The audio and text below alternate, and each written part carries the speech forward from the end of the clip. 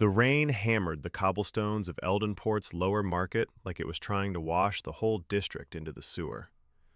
Kai Nakamura, 32 years old in his previous life, mechanical engineer, divorced, overworked, and now apparently dead, stood under a sagging awning, soaked to the bone, staring at the status window that had haunted him for 3 days. Kai Nakamura, human, reincarnated, level 1. Class, none. Skills, none. Blessings, none. Unique trait, earth knowledge, passive. That was it. No fire magic, no infinite mana pool, no goddess-granted cheat skill, no overpowered sword that talked. Just his brain. The same brain that once designed HVAC systems for corporate high-rises and cursed at CAD software crashes at 2 a.m. He had woken up in this body, younger, fitter, but still unmistakably him, in a muddy ditch outside the city walls. A farmer had dragged him to the gate, muttering about another lost wanderer. The guard had taken one look at his strange clothes, jeans and a hoodie, now rags, and shoved a copper identification tag into his hand.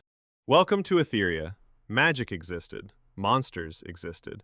Guilds, adventurers, nobles, slaves, everything straight out of the light novels he'd binged during lunch breaks. But the system, that glowing blue interface everyone else seemed to have, had apparently decided he didn't deserve the protagonist package. Kai clenched his fist. "You absolute bastards," he muttered to whatever god or truck had sent him here. "If you're going to isekai someone, at least give them a fighting chance." He needed money, food, shelter, and most importantly, protection. The streets were full of stories. Lone travelers gutted by bandits, merchants robbed blind because they had no guards. Adventurers only took jobs for guilds or powerful patrons. Mercenaries swore loyalty to noble houses or mercenary clans. Everyone had a flag to fly under, except outsiders like him. And then there were the slave markets.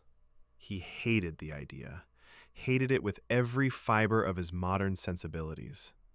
But the alternative was dying in an alley because some level 5 goblin thought his boots looked tasty. The merchant quarter's underbelly had whispered the truth. Buy loyalty. Slaves were bound by magic collars, absolute obedience, branded loyalty. Expensive, but reliable. Free people?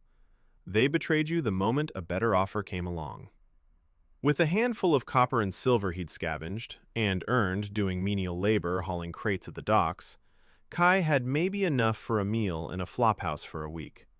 Not enough for a bodyguard. Not even close. So here he was, trudging through the mud toward the Iron Collar Exchange, the cheapest slave house in the Port District. The building looked like a warehouse that had given up on dignity. Guards in chainmail lounged at the entrance, eyeing him with bored suspicion. "Business," one grunted. "Looking to purchase," Kai said, hating how the words tasted. The guard snorted and waved him in. Inside, the air stank of damp straw, sweat, and despair. Rows of cells lined the walls. Humans, beastkin, dwarves. Most looked broken, eyes dull. A few young fighters flexed for potential buyers, hoping for a kind master, or at least one who fed them. Kai kept his head down, avoiding eye contact. He wasn't here to window shop. He needed the cheapest option that wouldn't stab him in his sleep. An oily auctioneer in a velvet vest spotted him. "New face! Looking for muscle? We got orcs fresh off the frontier, strong as oxen. Or perhaps a pretty house servant?" "Something affordable," Kai said flatly. "And useful. I don't need a warrior. I need someone who can follow orders without question." The auctioneer smirked. "Ah, practical man. Follow me." They passed cells of healthier specimens. Too expensive. Prices were called out in silver, sometimes gold. Kai's pouch felt lighter with every step. At the very back, in a dim corner cell barely lit by a flickering mana lamp, sat a figure curled against the wall. Thin. Filthy. Long silver hair matted with grime. Pointed ears poked through the tangles. Elf. Young. Couldn't be more than 16 or 17 in human years. Bruises bloomed across pale skin, fresh welts on her arms, a swollen cheek. She shivered under a threadbare blanket, coughing wetly every few breaths. Sick, malnourished, probably half dead. The auctioneer wrinkled his nose. Her, 50 silver. Take her or leave her. No one's bidding. Too weak. Too much trouble. Collar's already on. Loyalty seal intact. She'll obey. Probably die in a month, though. Kai stared. 50 silver was everything he had left after scraping together a down payment on a tiny workshop lease earlier that day. Everything. Why so cheap? He asked, though he already suspected. Runaway noble stock. Caught last month. Family disowned her. Said she was defective. Weak mana affinity, frail constitution. Beat her half to death before selling. No fight left. Useless for anything but basic labor. The girl lifted her head slightly. Green eyes, dull with fever, met his for a second before dropping again. Kai felt something twist in his chest. Not pity exactly. Calculation. She was the only thing in his price range, and if she died, well, he'd be out 50 silver and back to square one. But if she lived... I'll take her, he said. The auctioneer grinned like he'd won a bet with himself. Papers were signed with blood-ink quill. The collar, simple iron with glowing runes, flashed once as ownership transferred. Kai was handed a thin chain leash. Name's Lyrian, the auctioneer said. Or whatever you want to call her now. Kai crouched by the cell door as the guard unlocked it. Can you walk? The elf, Lyrian, nodded weakly. She tried to stand. Her legs buckled. Sighing, Kai scooped her up. She weighed almost nothing. Her skin burned with fever against his arms. Outside, the rain had eased to a drizzle. Kai carried her through back alleys to the small rented room above a blacksmith's forge he'd managed to secure with a deposit. It smelled of coal and hot metal. Comforting, in a way. Familiar. He laid her on the single straw mattress. She curled into herself immediately. Kai boiled water over the tiny hearth, using a battered pot he'd bought cheap, and steeped some dried herbs the apothecary had sworn would fight infection. No antibiotics here, no hospitals. Just basic knowledge. Hydration, clean bandages, ripped from his old shirt, rest. He knelt beside her. I'm Kai. You're mine now. I hate that. But I'm not going to hurt you. I need help. I need someone I can trust not to sell me out or run off with my tools. In return, I'll keep you fed. Warm. I'll try to fix whatever's wrong with you. Lyrian's eyes cracked open. Her voice was a rasp. Why buy trash? Because I can't afford anything else, he said bluntly, and because I think trash can be rebuilt. She stared at him for a long moment, then coughed again, turning her face away. Kai worked through the night. He sketched plans on scavenged parchment by candlelight. Simple water pump, using leather seals and wooden gears. Basic steam concepts, nothing magical, just physics. The blacksmith downstairs had laughed when Kai asked about iron tubing, but agreed to let him use the forge for a cut of future profits. In the morning, Lyrian was still alive, breathing steadier. The fever had broken a little. Kai set a bowl of thin porridge beside her.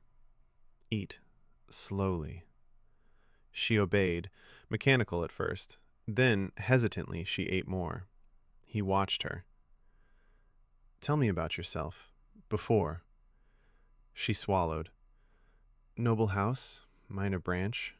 Mana too weak for spells. They tested me, hurt me. Said I shamed them. Sold me. Kai nodded. I'm from another world. No magic there either. Just machines. Math. Ideas. I'm going to build things here. Sell them. Get rich. Get strong enough that no one can touch us. But I need hands. Eyes. Someone who won't betray me for a handful of coin. Lyrian's ears twitched.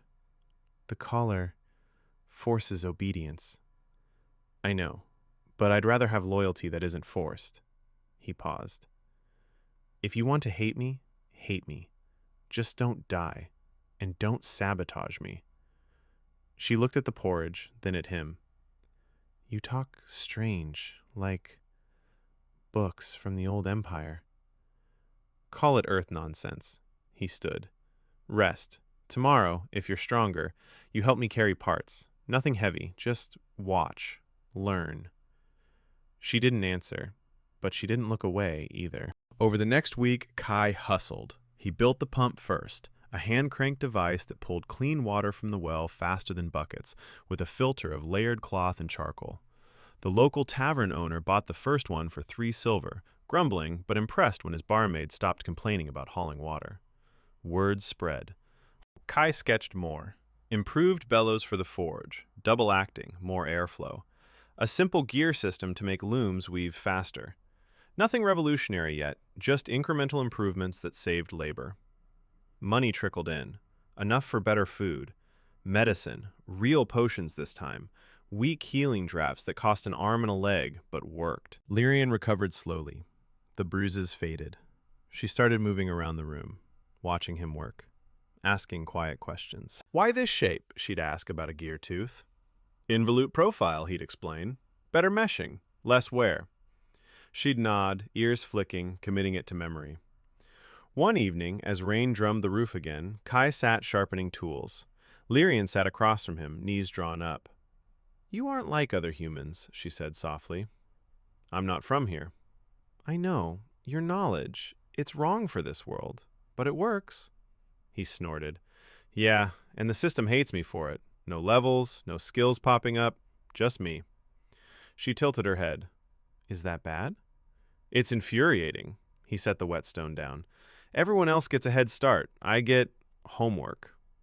Lyrian was quiet. Then, I have no magic either. They called me broken. Kai looked at her. Really looked. The silver hair was clean now, brushed out. Green eyes clearer. Still thin, still fragile, but alive. Broken things can be fixed, he said. Or repurposed. She gave the smallest smile he'd seen from her. Then fix me, or repurpose me, master. He winced at the word. Just Kai, for now. She nodded. Outside, the city hummed with night sounds, adventurers laughing, carts rumbling, distant monster howls beyond the walls.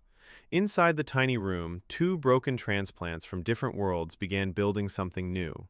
Not a kingdom, not yet. Just a start. To be continued.